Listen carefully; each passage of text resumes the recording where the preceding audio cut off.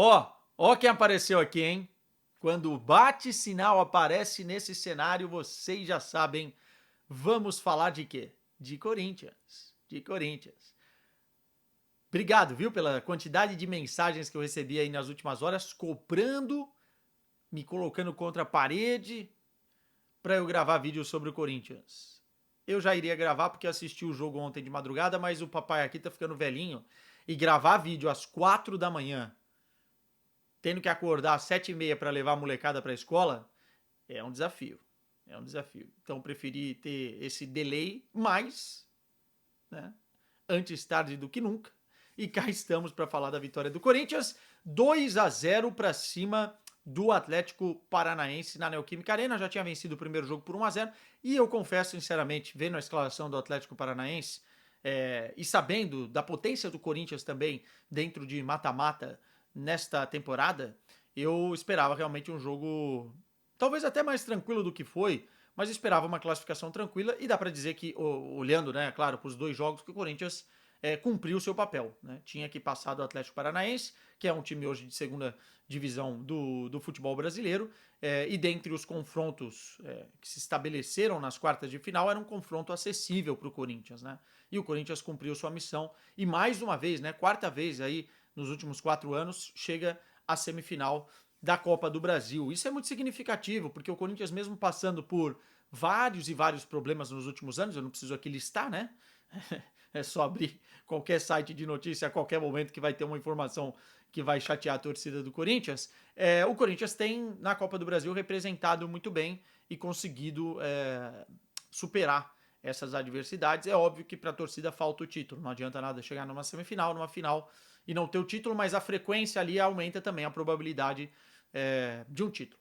Antes de falar em título, até porque eu acho que todo mundo que está nesse bolo de semifinal, ou que vai estar nesse bolo de semifinal, tem capacidade para disputar e brigar pelo título, não tem ninguém muito díspare daquilo que vai ser a competição. Vamos falar do jogo em si. Tem algumas coisas que a gente não pode fugir aqui, né? Polêmica de arbitragem, atuações individuais, especialmente de Hugo Souza e de Guinegão. E também temos que falar sobre Dorival Júnior, tá? Dorival Júnior, porque. E eu quero começar por aí, porque eu gostei. Eu gostei da escalação do Corinthians. Eu acho que projetar o Corinthians com 3 zagueiros e o Anrileri sendo esse zagueiro pelo lado esquerdo, pela capacidade que ele tem de marcação, e a gente já viu isso, por exemplo, na final do Campeonato Paulista contra o Estevão, né?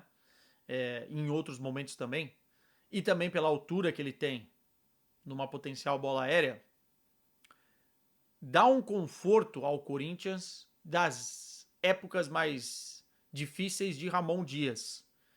O Corinthians com o Ramon Dias jogava melhor com uma linha de 3, que depois se transformava em uma linha de 5, dependendo do jogo. Eu não estou dizendo aqui que o Corinthians tem que jogar com 3 zagueiros todo o jogo. Eu acho que vai ter jogo que o Corinthians pode adaptar um lateral na função do terceiro zagueiro no processo de construção, porque dá para ver que o Dorival quer 3 zagueiros num processo de construção para ganhar numericamente dos atacantes adversários, que geralmente são 2, né?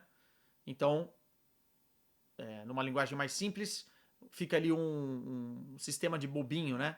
Entre os 3 zagueiros contra 2 marcadores, e o Corinthians consegue ter essa saída de bola melhorada, até porque o primeiro volante, que no caso ontem foi o Maicon, baixa para fazer com que a superioridade ainda fique maior. Mas no caso dos 3 zagueiros, também tem um detalhe muito importante, que é a liberação dos laterais. Tanto o Mateuzinho quanto o Bidu, eles têm boas chegadas na linha de fundo quando eles são motivados e incentivados para isso, e quando eles não têm que proteger tanto o sistema defensivo. Então eu achei interessante isso, porque aí você cria também em outros setores do campo superioridade. Primeiro que você abre o campo na amplitude, né, e puxa a marcação, criando os espaços, né, e meio espaços também para que o time consiga atacar, né, e tendo mais liberdade no meio para que o time consiga também criar. Então eu acho que é uma opção muito interessante. Não para toda vez, mas o Corinthians ter essa variação de jogo, especialmente contando com o Anrileri nessa posição, eu acho que é bom. Mas aí também depende um pouco de você testar mais vezes para que os jogadores se acostumem. O próprio Anrileri, tinha hora que ele subia como se fosse um lateral esquerdo e no fundo, ele não precisava subir tanto. Enfim, acho que tem algumas dinâmicas que só com o tempo você consegue aprimorar. Tá? Mas eu gostei da escalação do Dorival. Eu acho que o Dorival tem uma margem de evolução interessante. Eu acho que ele está indo por um bom caminho. Eu acho que às vezes as cobranças em cima do Dorival elas são muito fortes perante aquilo que o elenco do Corinthians disponibiliza para ele. Porque ele não teve, na maioria dos jogos, ele teve em pouquíssimos jogos, o trio Garro, Yuri e Memphis. E não tem o Carrilho. E mesmo assim ele está conseguindo montar um time coeso, né? Na maioria das partidas, o Corinthians tem conseguido competir, até com grandes adversários, na maioria dos jogos. E eu acho que isso vai na conta do Dorival. Acho que o Dorival tem feito, se os caras brincam aí de arroz com feijão, né? Mas ele coloca assim um temperinho, uma linguicinha. Lá ele. Na equipe, né? Um bacon cortadinho, enfim. Tem ali também uma farofinha. Ele tem conseguido fazer um arroz com feijão mais caprichado. E no fundo, é o que o Corinthians precisa para hoje, né? Enfim, falando um pouquinho do que foi o primeiro tempo, e já entrando também nas polêmicas de arbitragem, né? O Corinthians sai atrás do placar com o gol do Viveiros, que foi anulado. Primeiro que foi uma grande jogada do Viveiros, né? Depois que ele faz a falta, mas enfim, o Atlético Paranaense pagou caro num jogador que parece que é muito forte fisicamente e deixou a defesa do Corinthians vendida. Inclusive, acho que o Anrileri foi mal no lance, protegeu mal, porque ele não tinha como cortar para o meio. O Viveiros cortou para fora e bateu muito forte, batendo o Hugo Souza, né? Mas foi falta no lance, foi falta. E aí o que eu pego mal com a arbitragem brasileira? Pô, era uma falta fácil de ser marcado. Teve um empurrão nas costas do Michael, do Viveiros, e que, cara, você tem que marcar no campo. Só que hoje a arbitragem ela tá muito mal acostumada. Ela quer que todos os lances sejam responsabilidade do VAR. E não pode, cara. Não pode, porque você cria anomalias durante a partida, você cria períodos imensos de pausa, muitas vezes, no jogo, cobrança de jogadores. Tem que ser mais seguro, né? Não pode ficar apoiado toda hora no VAR. Foi falta. Foi falta, ele tinha que ter marcado no campo, tinha visão limpa para isso e não foi um lance isolado, né? O Corinthians responde, o Corinthians tem boas oportunidades no primeiro tempo, tem uma cabeçada do Choca, tem um lance do Memphis, tem um outro lance do Garro também que dá uma puxeta, quase consegue fazer o gol, enfim, tem o Guinegão também. Mas o Corinthians faz o gol naquilo que o Corinthians tem feito bem também. Pressão ao portador, né? O Corinthians na saída de bola do Atlético Paranaense mordeu essa saída, recuperou com o Guinegão e aí é um talento impressionante do Guinegão para recuperar essa bola, ter a calma e a paciência para esperar o tempo certo e num jogo de pés ali bonito, né? Porque ele consegue com a esquerda ajeitar para a direita, ter o tempo de bola para dar no Garro e com mel, né? Aquela bola que vai deslizando e para exatamente onde tem que parar para o Garro dar o toque, driblar o goleiro e fazer o gol. Foi um belo gol do Corinthians. O Garro precisava desse gol, né? A gente sabe que fisicamente o Garro não tá bem, não tá 100%, mas 80% do Garro já é importante para o Corinthians, né? E esse gol era importante para que o Garro tivesse mais confiança. Eu tenho a impressão de que o Garro erra muito durante os jogos, erra mais do que o normal. Ele já errava bastante na temporada passada, porque ele verticalizava muito o jogo e eu tava bem com isso, porque assim, precisava de alguém para testar e tentar até acertar. Mas o Garro vem errando bastante, e muita coisa que talvez ele não errasse outrora, mas o gol é importante para dar confiança para ele e que passe do Guinegão. Já vamos falar do Guinegão aqui mais especificamente, né?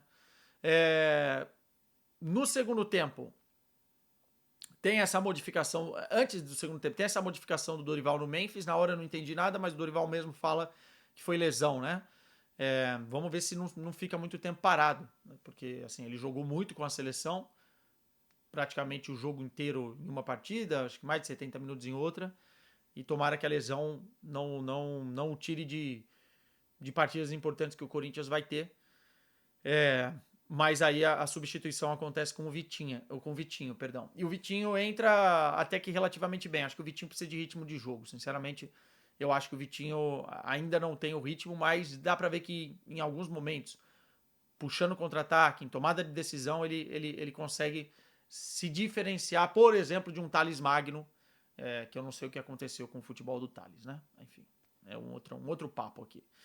Mas, no segundo tempo, o lances capitais, né? Você tem a potencial, e eu acho que era para cartão vermelho, expulsão do Vitinho. E aí o VAR não chama. Não entendo. O Vitinho vai muito afobado no lance. Eu não acho que ele tentou machucar o cara, mas eu acho que ele foi muito afobado no lance, correu o risco e pra mim era cartão vermelho. Você tem o pênalti do Mateuzinho, que eu acho que não foi. Não é conclusivo. O jogador tá com o corpo todo, com o ombro todo e praticamente com o braço todo fora da área. Eu não sei se aquela mão é dentro da área. Não tem uma imagem conclusiva. Me parece mais fora do que dentro no frame congelado. E no pênalti o Hugo Souza faz a defesa. E aí vamos abrir o parêntese pro Hugo aqui. Cara, ele passou o Dida. O Hugo Souza passou o Dida em cobranças de pênalti defendidas em um período curtíssimo de tempo com a camisa do Corinthians. São 10 penalidades em 26 que o Corinthians não tomou gol e 8 que ele defendeu. Esse cara tá com o pé na Copa do Mundo, cara. Ou melhor, com a mão na Copa do Mundo. Ele tem muita estrela. Muita estrela. E é pegador de pênalti. Né? Não treme. Não treme. E não é qualquer pênalti. Não é um pênalti na 15ª rodada do Campeonato Brasileiro. Não, cara. É pênalti em mata-mata. É pênalti que classifica. É pênalti que não complica. Contra rival. Contra clubes grandes. Enfim. Hugo Souza foi um achado do Corinthians. E acho que talvez o maior mérito do Fabinho Soldado, mais do que o Memphis, porque o contrato do Memphis é uma loucura, o Hugo Souza, sim, é a grande contratação do Fabinho Soldado. Assim, a identificação que ele tem com a torcida, é um goleiro para geração toda. E essa questão de brilhar em momentos decisivos, para um goleiro do Corinthians, é potencializar a seleção brasileira. Não tem jeito, cara. Podem chorar o que for, o Hugo merece estar na seleção brasileira hoje. É um grande goleiro. Personalidade, enfim. E aí, tem o segundo gol do Corinthians com o Guinegão, né? Na segunda etapa. É um lance, mais uma vez, que o Corinthians pressiona a saída de bola. Eu acho que é o Maicon que recupera. Pressiona a saída de bola do Atlético Paranaense. Boa arrancada do Vitinho. Pô, tô com o Vitinho na cabeça, né? Do Vitinho. E o Guinegão no lance é um lutador, né? Um guerreiro, não desiste, veio o garro, bola pra cima tal, e ele vai lá esperto e mete o segundo gol 2-0, né? Acho que são 4 gols do Guinegão nos últimos jogos e uma assistência. A classificação do Corinthians contra o Atlético Paranaense fica marcada por ele. Guinegão. E aí, cara, é o seguinte. O surgimento desse moleque é um sopro de felicidade no peito de cada corintiano.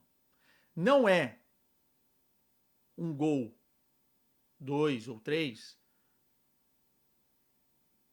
que fica perdido no espaço-tempo de uma temporada. É um torcedor em campo que representa os torcedores da arquibancada. É um moleque do terrão, que já não existe, mas é um cria da base do Corinthians. E eu acho que esse sentimento é aflorado ainda mais no sentido de que a torcida do Corinthians está carente por grandes nomes que surjam da base. A base do Corinthians, ela revela muito, muito menos do que ela deveria revelar. Primeiro pela localização do clube, segundo pela quantidade de torcedores e terceiro até pela estrutura. A gente sabe por quê. Má administração, balcão de negócios com empresários, péssima programação e utilização que faz o Corinthians perder jogador para clube nacional, com multa baixa. E aí, quando o moleque do terrão surge e começa a ser protagonista num momento tão difícil, porque não é que o Guinegão entrou num time que estava ajeitado e está se aproveitando num time que joga futebol champanhe, como eles dizem aqui em Portugal. Não. Entrou numa furada, meu irmão. É oportunidade? É, mas para muitos seria muita pressão. Sem Yuri Alberto, às vezes sem Memphis, Garro não 100%, Carrilho fora, o time precisando dar resposta, mata-mata, Copa do Brasil, e o Guinegão tá lá assim, ó, parado. A cada gol que faz. Com o carisma de um menino, tudo bem que ainda é, de 18 anos, que quer comer bife acebolado que a mãe vai fazer se fizer um gol. Que quer ser reconhecido no mercado. Porque ainda nem sabe o que é a fama, né? Direito. Então esse moleque tem carisma, tem a tal da aura e tem futebol, tá? Porque não é sorte o que tá acontecendo com o Guinegão. Assim, ele, se você pegar o mapa de calor do Guinegão, ele não para um minuto em campo, cara. Ele cumpre a função tática que o Dorival pede para ele marcar a saída de bola, dar pressão, dar bote, ir de homem a homem, né? Essa marcação individual da recuperação pós-perda. E depois, quando a bola cai no pé dele, não queima. Tanto que o passe que ele dá pro Garro é coisa linda, tá com confiança. E tem a estrela da bola sobrar depois daquele rebuliço que aconteceu no segundo gol. E ele vai lá e, ó, com muita categoria, dá um tapa e mata o goleiro. Assim, é um moleque que dentro de campo representa os valores daquilo que o Corinthians gostaria de ver mais. Da sua categoria de base, da sua formação. 140 milhões de multa, né?